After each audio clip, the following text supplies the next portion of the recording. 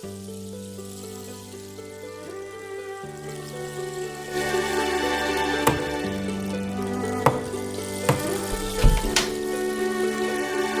হয়েছে রে? এত বৃষ্টিতে ভিজে আমাকে কেন ডাকছিস?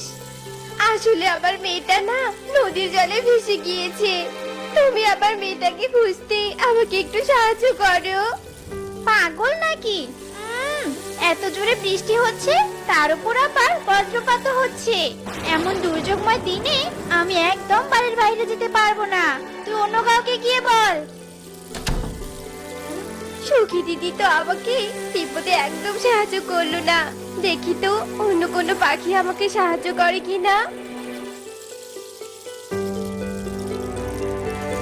টুনি একে একে সব পাখির বাড়িতে যায়, কিন্তু কেউই টুনিকে সাহায্য করে না।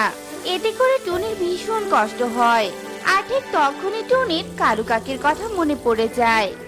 কালু দাদা আমাকে কখনোই হতাশ করতে পারবে না। আমি বরং এক্ষুনি কালু দাদার বাড়িতে যাই।